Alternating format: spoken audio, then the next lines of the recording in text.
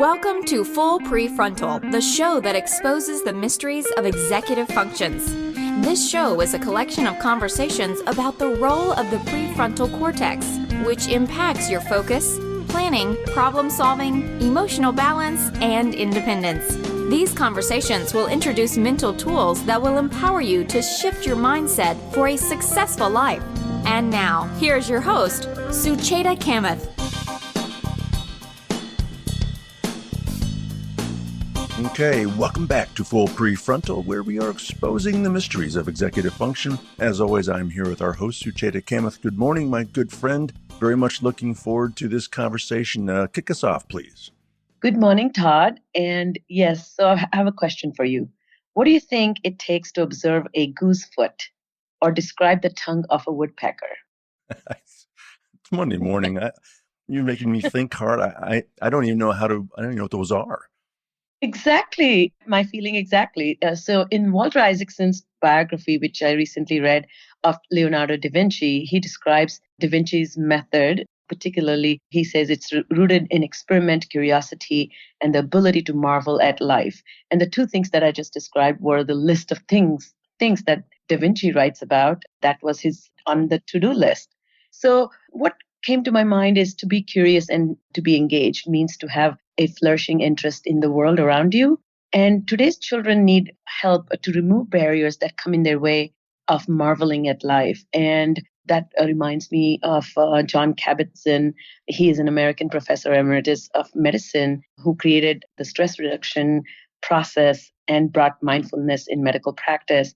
And he defines mindfulness as paying attention to something in a particular way on purpose in the present moment, non-judgmentally. So to link these two things, the tongue of a woodpecker and mindfulness is to be a citizen of 21st century. We need to do that. And that's why it brings me to our very special guest. He's a pediatrician who loves children and cares deeply about families. And what he talks about in many of the books he's written and talks he gives, that children with ADHD, when we manage them, and not just limited to children with ADHD, but children in general and families who are managing a monumental task of raising children, is to understand their needs and really give a comprehensive care to them. And particularly talking about ADHD is one needs to approach it by changing thoughts, changing the general thoughts about development, and kind of changing the environment in the house, and finally becoming very engaged parents.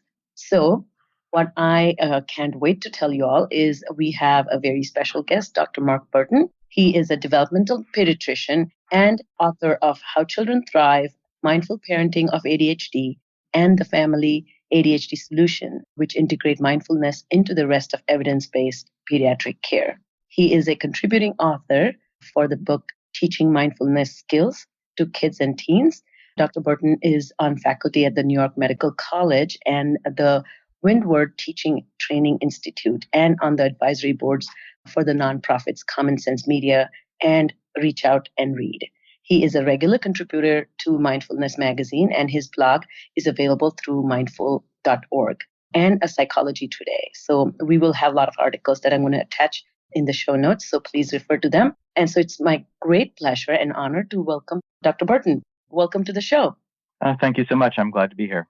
So let me start and say, on this podcast, we discuss executive function. So how would you describe your own executive function? And as a developmental pediatrician, when did you discover this connection between your own executive function and the children that you serve and the families that you take care of? That's one of the more interesting approaches to executive function anyone's ever asked me. Executive function, I think, is really the heart of how all of us manage whatever is going on day to day. So it's an interesting question. I'm not sure how to answer what my own executive function is. I think executive function is a skill set that involves managing and coordinating stuff in general. So anything in life, I think the way I often describe it to parents that might involve management probably involves executive function. So like managing emotions, managing projects, managing time, managing our attention, all of those are executive function-based skills. So I think my personal experience with it has always been kind of intuitive. It's not something I thought about much personally until, my professional life sort of mirrored it. So I guess personally, it's something that has always come relatively easily for me, and I'm very thankful about that. But I think it's much more pertinent to really start looking at it in terms of, my professional field, where over the last 10 or 15 years, there's been this just explosion of research into executive function that's really changed how we look at it in two very profound ways. One is that it is a developmental path, just like we can keep track of and try to develop language skills in kids or motor skills in kids. We can look at executive function that way. And the second one, which is particularly radical, is that typical brain development of executive function matures until our late 20s. So, the expected development and maturation of the human brain goes on much farther than people used to think. Yeah, and thank you for taking the time to answer this. I know this question often stumps people, particularly experts like you who probably are very successful primarily because a lot of these orchestration skills were intuitive, which has contributed to your success. I mean, you wouldn't be writing 4 books and manage all that you do in a very successful way without the help of a phenomenal executive function. So I appreciate that.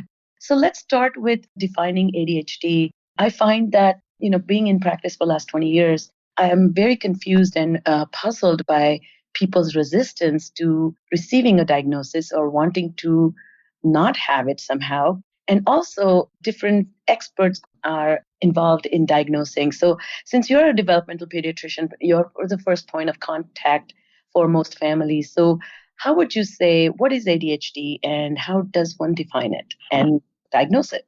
Well, I think there's 2 or 3 initial things to consider when it comes to ADHD. And I think the first one, which I know we're planning to come back to later, is just recognizing that executive function, that these self-management skills are a very vital and important developmental path for all children, so that we need to start from the point of view, which is actually a big change in my field. It's amazing. I guess before I started practicing, but not that long ago, relatively speaking, like 30 or 40 years ago, there was still debate about whether there was typical development. So we know, and I think it's kind of intuitive, that children develop at their own pace, and then we can try to build skills in kids who fall behind. So that's useful to know both about kids who are developing typically and about kids who are having difficulties. When it comes to executive function, it's practical to have some sense of what to expect of a 5-year-old versus a 15-year-old for any parent. When it comes to what it means to have ADHD, the amount of judgment and resistance is really just makes it that much harder for parents. It's important to recognize that the genetics of ADHD are basically as strong as the genetics of height, meaning we know beyond a shadow of the doubt that when someone really has ADHD, it's a medically based disorder. It's a first step. Now, we can discuss separately, it can be misdiagnosed, and that's a different issue. But for any individual who has it, it's a developmental delay, practically speaking, of executive function, meaning you have a child who, just like a peer who might be 2 or 3 years behind in language skills, and no one, that's very upsetting, and no one needs to be happy about it or should be happy about it, but we don't blame anybody and we try to get them services. When it comes to ADHD, on a practical level, ADHD has long outgrown its name. It's not an attention disorder. By the way, when we talk about ADHD, it now includes the term ADD. It's all considered one umbrella. So that's also confusing because some people have this condition that has hyperactivity in the name without the hyperactivity. But that's all because in the end, to have ADHD means you're significantly behind in executive function to the point that you're undermining your own life in some way. And it's just as real as any other developmental delay. And this is such an important point that you make, that this ADHD equals executive dysfunction. And to me, this is a recent conversational topic amongst those who diagnose or relay this information. I find that very amusing that even a lot of parents who come with a diagnosis and the neuropsychological testing, they would like to not share that with the teachers or educators somehow because they are afraid for what that means. But I like this explanation that you gave. It is a genetic disorder, and it is as determinant as height is, as genetics contributes to height. So I appreciate that. When is it that when people come into your practice, I'm sure you see a range of children that you serve, not just ADHD, but when you see it, a lot of pediatricians that I work with have told the parents to wait and watch. What's your stand on that? Well, as a specialist, I only see the people who have gotten referred already. I think the most important thing about the initial evaluation of ADHD that really needs to be reframed for a lot I think it's not needs to be, but it's helpful to reframe for a lot of people, is that the initial evaluation is really just informational. I think a lot of people get overly wrapped up in feeling like a diagnosis of ADHD is a commitment to treating with medication, and it really isn't. In the beginning, you just want to know why someone's having difficulty, and you can choose to choose to support them in lots of different ways. But it can really shift a lot. Just in essence, take the blame out of a situation to realize that somebody is behind in executive function skills primarily. So there's sometimes room to watch and wait, just depending on how much difficulty somebody is having, because there is a developmental aspect to executive function, to ADHD, and we can watch for short stretches of time. Although I would often suggest too that a lot of the non-medical interventions are just going to be helpful anyway. So if you realize that executive function skills, these sort of life management skills like managing your schoolwork or managing your social situations, are challenging, most kids are going to benefit from the more behavioral approaches regardless. But at the same time, at the beginning, there might be a short stretch of time to watch and wait, but you never want to let anyone struggle for very long without trying to offer them some help. I love what you said. I think this approach is very distinct because pediatricians that tell the families I have worked with, for example, wait and watch, they do not introduce the term ADHD, but they say wait and watch. What I'm hearing you say, that initial evaluation is more informational. I think that's so powerful because one, you are giving an explanation that potential rationale behind such presentation nobody's making this up. This is legit. And second, you're also offering such a compassionate, patience-based approach that parents can feel that, yes, I do not need to resist medicine as if medicine is the only approach. And now I know Thomas Brown, we were at the conference where we heard him as well, that believes that medication is absolutely mandatory. So what do you think about medical management in terms of, I'm not saying in isolation, but do you believe to manage ADHD, medicine is essential? Well, again, I think we're jumping ahead too quickly on some. I mean, I'll answer the question, but it's this. I think the discussion of medication often just scares people away, and I think the way to look at ADHD initially is that somebody's behind in skills that often we don't think of as skills. They get kids get mislabeled as being lazy or not caring enough or not trying hard. But executive function are the skills we use to persist and plan and work hard and show good judgment, so that I think the initial reality of dealing with it, the initial reality of looking at executive function and ADHD is just to kind of come back to where we started. I think a maybe simpler understanding of mindfulness is something all of us can connect with without practicing mindfulness. I don't insist everyone practice it.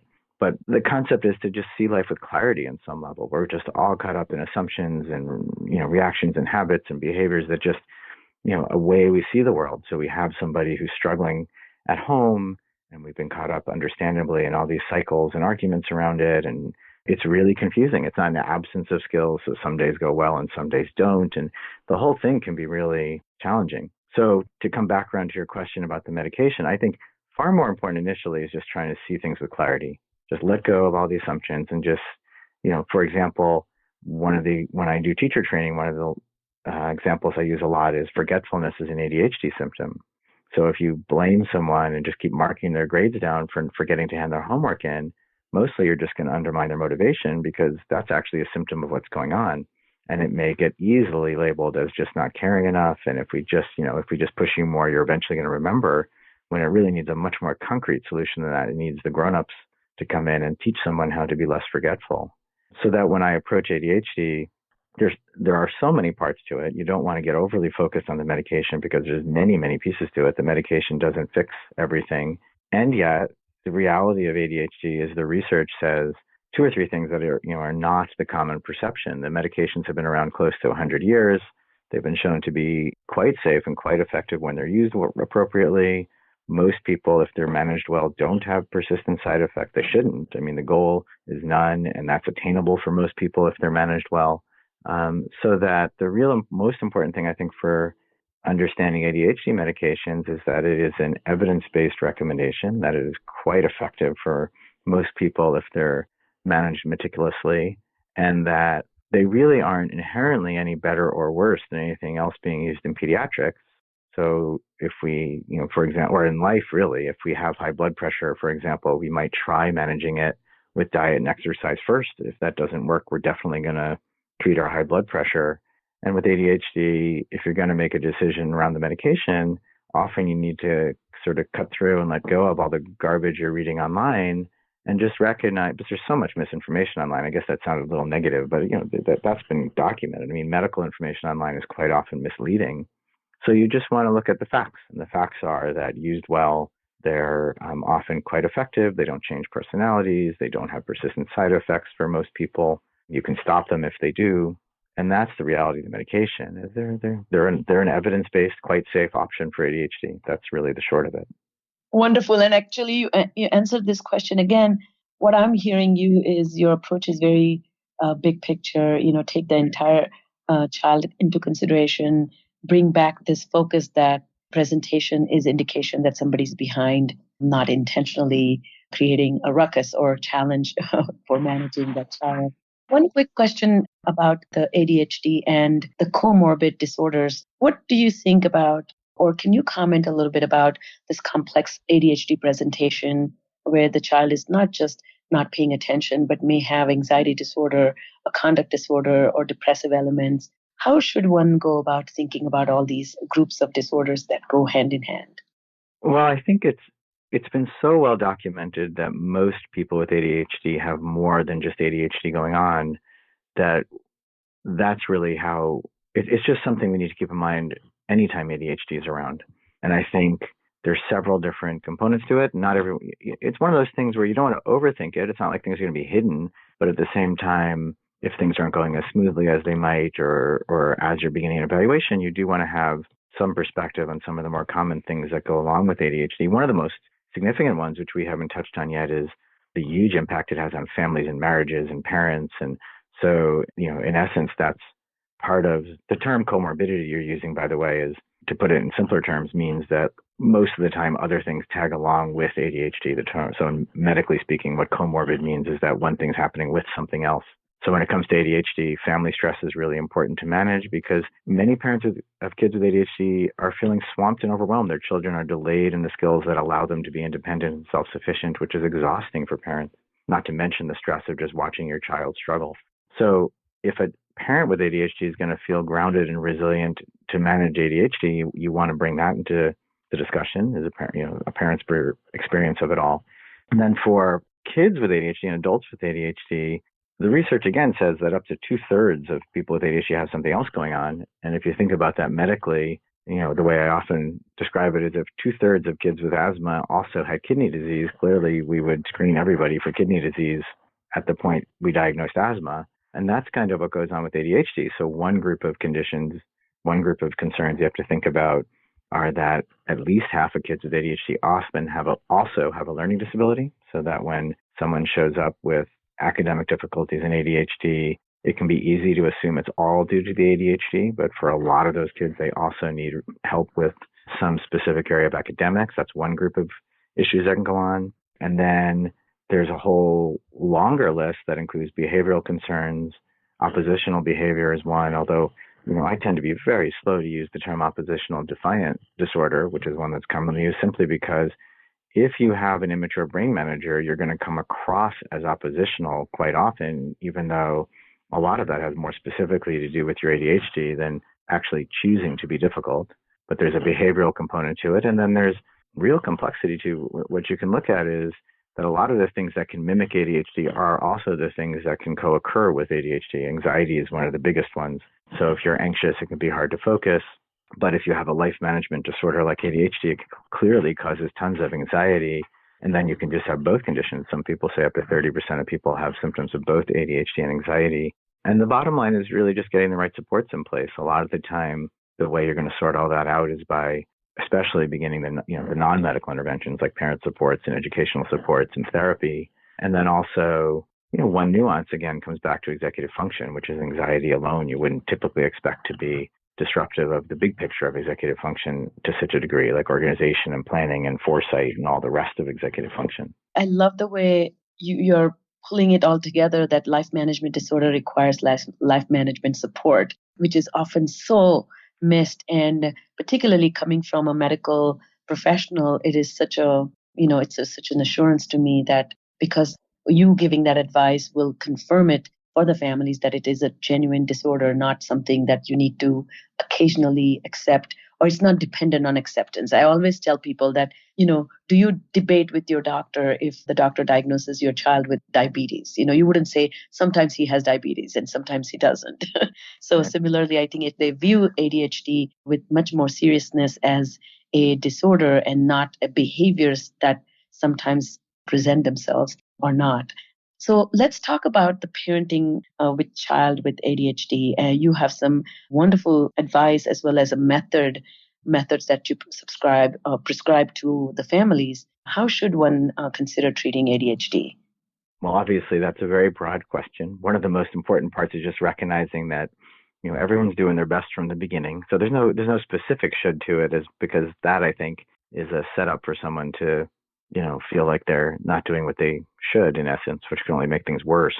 But the bottom line, so what you really want to think about is individualizing it to your child, which has many components to it. The first one I often describe is really beginning, if you're going to understand ADHD, it does mean, like we've been doing today, broadening it to look at it as a delay in executive function. And then I think that shift in perspective to sort of suggest, like in any situation, what if my child was, you hypothetically could be several years ahead in a particular skill, could be several years ahead of peers in more concrete skills like reading or math or some sport, or even cognitively, whatever you want to look at, but they're 3 or 4 years behind in executive function.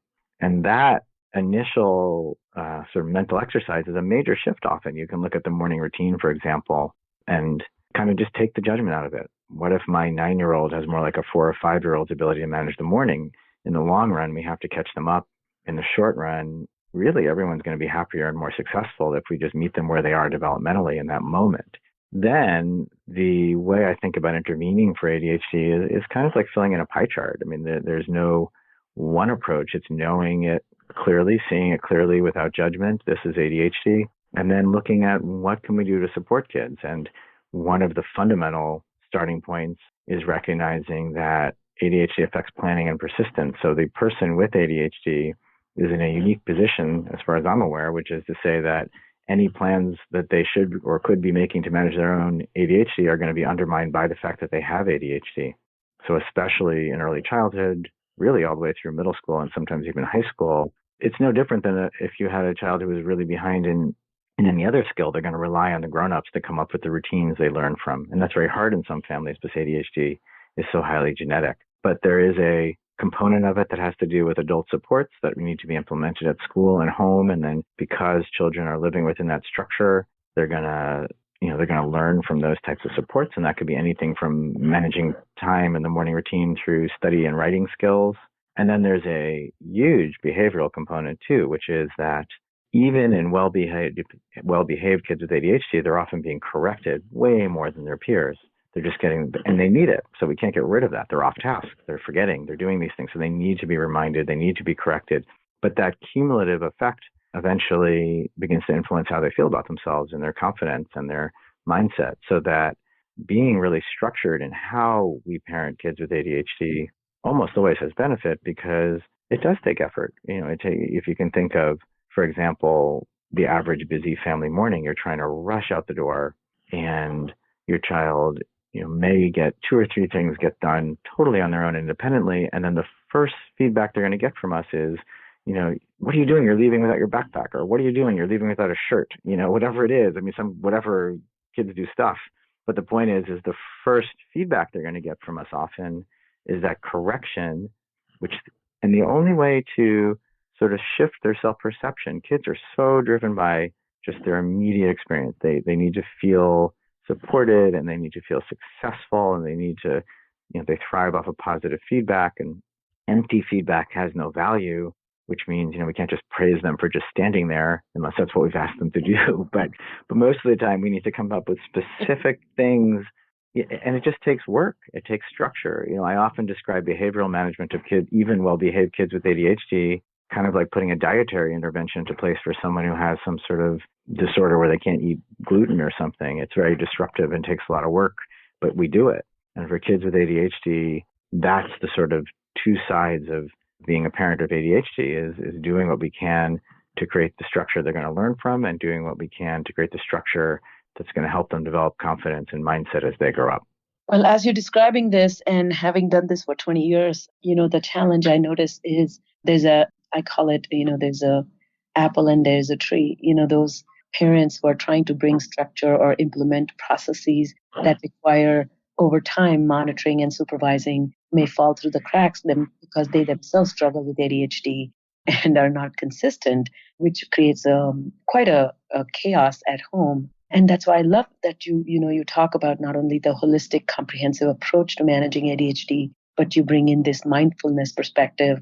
So let's talk about mindfulness. What is mindfulness and how does this apply in the context of raising children? Well, I think mindfulness is having its little pop moment in the sun. So it's getting very, it's sort of being boxed in very minimally. Even going back to the classic definition, I think you can start teasing out the aspects that are really practical in everyday life. So mindfulness is really much bigger than most people think. It's a ongoing practice, a lot like physical exercise, of specifically trying to build traits in ourselves that help managing difficult situations, managing the reality of life easier. So it's not one specific thing. It's not sitting still. It's not perfection. It's not always being calm. It's really very actively looking at the fact that when we don't give life our full attention, we're often distracted. We're often not paying attention. We're often sort of giving things just like half our attention. And that's inevitable. Practicing mindfulness doesn't change that. But when we're not giving things our full attention, we tend to be on autopilot. We tend to be just falling into habit. We tend to be missing details, falling back on assumptions. So the practice of mindfulness, to go back to that definition, tends to people, the beginning practice, there's really several different things we're working on. The first is more moment-to-moment attention, and not with perfection. Our minds are going to be busy whether we meditate or not, but we get better at catching ourselves when we're distracted and coming back to more fully just giving attention to having dinner with our kids or giving attention to a work project we got to complete instead of all the distractions of modern life. So there's a piece of it that has to do with that. And then, one definition is giving more moment-to-moment attention to our lives with unbiased awareness. And that's the loaded comment, really. But typically, we're living our lives really caught up in a lot of habits we've developed over time, assumptions we're making about ourselves or our kids or the world around us. There's just a lot of reactivity and kind of fixed thinking about things. So the unbiased awareness part is catching ourselves and settling. And there's really kind of three components the way I've been thinking about mindfulness later. So the first part has to do with dealing with the reactivity and distraction. We're catching ourselves, we're settling, we're building our own resilience, our ability to kind of be, fully aware but not reactive at any moment. And then through that, it's kind of like trying to, deal with a snow globe. If we just keep shaking the snow globe up all day long, which is what our minds are often like, we're never really going to see what's inside clearly. So because we get out of stress and reactivity, we generally start to see things differently. And we can only begin to live differently and make changes. And when we create that kind of space to really just observe, like, wow, I always say that. And really the first 1,000 times I said it, it didn't really change anything. So you catch yourself, and then maybe even before you know what else to say, you catch yourself and just don't say anything that time. And then maybe over a couple of weeks, that homework discussion goes differently. Or you make, there's so many layers to this. One of the most common ones in parenting that people describe, that we all have, I mean, it's actually not just parents, but everyone describes, is this sort of inner judgmental, self-judgmental voice, self-critical voice. I mean, it's just pervasive in parenting. I should be doing this better. I should know what to do now. I can't believe how I handled that. But that, isn't necessarily a productive voice. There may be, really research says pretty profoundly that if we can begin creating some space from that perfectionistic, harsh voice, we tend to it changes how we relate to people around us. It allows us to problem solve better. It allows us to persist and motivate ourselves better. So to come really, to sort of come back to a more concise take on it, mindfulness practice is a way of like hitting the gym and building the traits that let us just manage the fact that parenting is challenging more easily to the benefit of everyone else. And that's the other last component of mindfulness practice, is it's not meant to be self-help. It's meant to be, the real core assumption for anybody, but particularly for a parent, is that when we allow ourselves some time to build our own resilience, that totally benefits everyone around us too. It helps, our spouse and our kids and everyone else we're dealing with all day.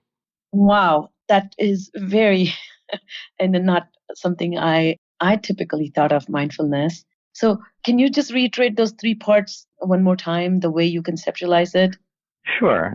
So there's an initial component to it, which is putting the effort in to improve our own ability to stay focused and settled without perfectionism, but just improve on it. And then another way, the analogy, another way of looking at that part of it has to do with stress, just, managing, just staying more settled under stress, which leads to the second part, which is because we're more settled, because we're able to see our lives with more clarity, we can start working with some of the habits we've fallen into, non-judgmentally. We all have them. So we can start working with clarity on living a little differently wherever we see it. It could be with our own inner world. It could be literally how we deal with situations around us. And the third part is, that bigger part having to do with really the concept of compassion, of just, because we're living that way, we can start to interact with everyone else around us differently, see their perspective more clearly, and it affects everyone else too. Okay, so then tell me a little bit about this last part that you mentioned. Mindfulness is not meant to be self-help. Can you help me understand that a little bit more? Yes, I can certainly do that. And it's actually far more straightforward than it seems. I think we can sort of talk about it more on a philosophical level, but on a very concrete level, really the assumption is that everything we do impacts everyone around us, whether we want it to or not. So that when we think of, one example I've sometimes used, and this is, I sort of hesitate a little to bring it up because it's important to recognize we all fall into these patterns. So this isn't judging anybody. We all do this at times. But if you think about, for example, you're having a rough morning, getting out the door, and get all caught up in it. And the last thing that happens before your child gets on the bus is sort of bickering back and forth for a moment, and then they get on the bus. You can start to recognize that on a very specific level, that interaction, we're unsettled, and then that next interaction unsettles our child, who knows what they do on the bus, because that whole, it's just, that's the reality of just the cause and effect of life. These things happen. And again, it's not that we're not going to, all of us aren't going to do that sometimes. But at the same time, the sort of underlying premise of practicing mindfulness is, if we get better and better at catching ourselves, and maybe as we feel ourselves getting caught up in the chaos of the morning, settling for a moment, that's the moment where we might catch ourselves and realize what we're about to say, and recognize maybe this wasn't the most skillful thing to do. And then we handle that moment a little differently, which clearly our children benefit from, our family benefits from, and then out from there. So that is, the depth of mindfulness practice is recognizing that. And then it's tough because I know we're going to be ending soon to open up such a big topic, but there actually is a specific practice within mindfulness we can do of really actively reminding ourselves that everyone is trying to, everyone in life in their own way is trying to be successful and trying to find ease and peace in whatever way they're doing it. And that's a more nuanced concept than it seems. So if you think about a child with ADHD who's constantly struggling, or constantly isn't really fair, but is having a lot of difficulty is a better way of saying it.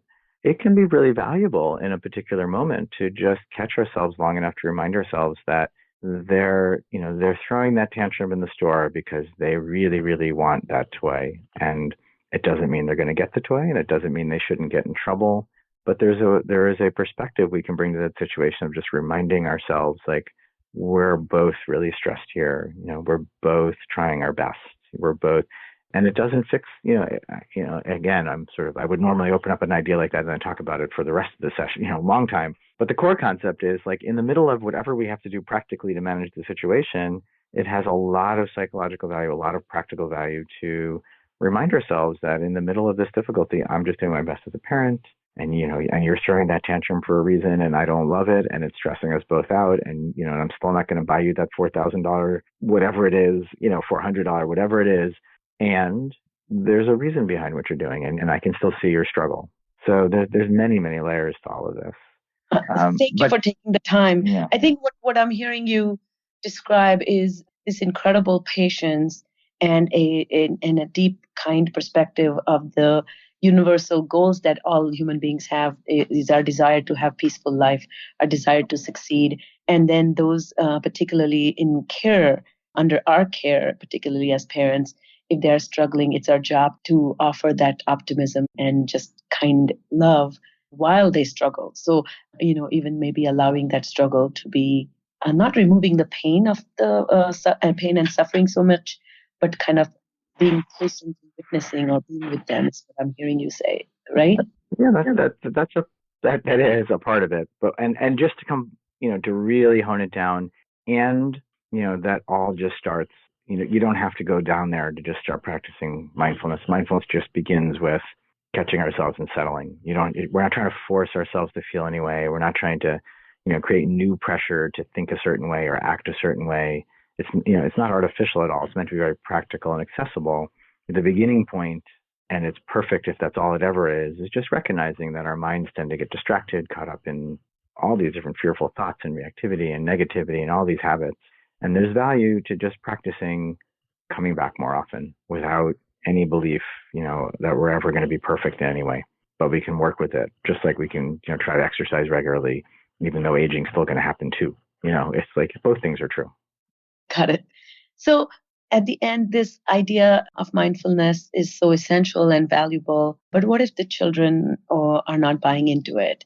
How do you suggest, particularly teens, who probably will benefit a lot from this when they are going to start driving or they're going to take a lot of decisions that may not be favorable to their own future?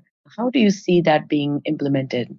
Well, mindfulness isn't anything you can tell anyone else to do. It's challenging for many parents because it seems like most of us, if we explore it, realize it would be beneficial for our kids. But it's really a way of living. I mean, the bigger picture of mindfulness is just what's the perspective we're bringing to the challenges of life.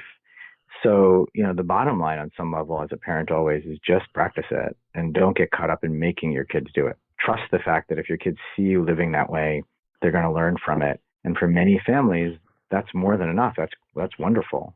And then if your kids start to show interest, it's more like planting seeds. It's like because it becomes part of family life, because it just becomes part of how we're living, then you can just gauge your child's interest. And the most important thing is just making it developmentally appropriate. And clearly it's going to be different for different ages. Teens want to be separating from parents often. And often if they hear it from their parents, they're less likely to engage than if they hear it from a school or a peer group. And then younger and younger kids, maybe you fold it into bedtime or you teach, you make it part of relaxing for sleep or, there's many different ways to do it. But the most important thing is once you start trying to force someone to do it, it's really going to actually probably make it harder for them. So in closing, what are the best places or tools that you recommend? I think your books are phenomenal, so that's a great resource. But if the parents need to learn the technique of mindfulness, what resources do you recommend? Where can they get the training? I mean, we're living in an age now where, getting started is relatively straightforward. So I think there are, it's everywhere at the moment. I mean, the easiest thing for many people to get started, although again, if you want to really explore it, you tend to have to move on from apps, but the structure is you're trying to form a new habit of catching yourself a couple of times a day and practicing. So that starts with just starting in essence. So there are many, I have lists on my websites of these types of resources. There are many apps that are available with guided practices. There are countless books that are available that sort of explain the bigger picture of mindfulness. There are classes that are available in many communities you can find online in many different ways. And then one of the things that's happening a lot is many psychologists nowadays have a background in it. So if as a family, because of whatever else is going on in life, you've been working with a psychologist, they can often introduce it too. Wonderful. I have done many meditation classes myself, but I do an integrative IM training. I've done IM and I practice that in my daily life. As you mentioned, it is truly a habit, and it's so easy to get off the habit, and the benefits are incredible. So, Mark, what I love your approach is I think rarely physicians bring in this holistic approach to managing a disorder that has such a complex presentation and lifelong consequences. So families who encounter your approach are truly blessed because they are set on the right path to consider ADHD in a different light. And thank you for bringing that perspective. In closing, do you have any final thoughts regarding what is the most pivotal thing to think about, even if ADHD is not fully managed and struggles are not gone away? Do you have any closing thoughts about that? Well, I think it's always about, again, we're talking about two different things. I think any parent, it can be worthwhile to understand executive function because it really does help you see at different ages what's realistic to expect of your child at early elementary school versus high school.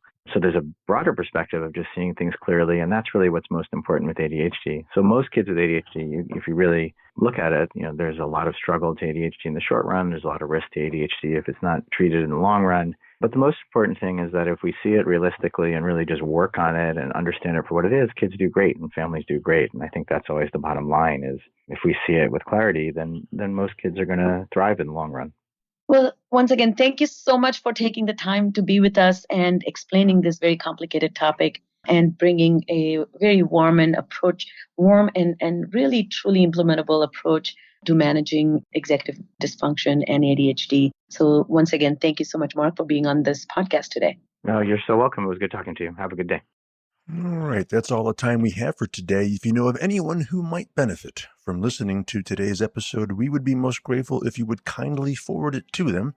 So on behalf of our host, Sucheta Kamath, today's guest, Dr. Mark Bertin, and all of us at Cerebral Matters, thanks for listening today, and we look forward to seeing you right here next week on Full Prefrontal. Thank you for listening to Full Prefrontal, Exposing the Mysteries of Executive Functions. To contact our host, Sucheta Kamath, and learn more about her work on improving executive functions, visit her website at cerebralmatters.com. That's cerebralmatters.com. Tune in next week for the next informative episode of Full Prefrontal.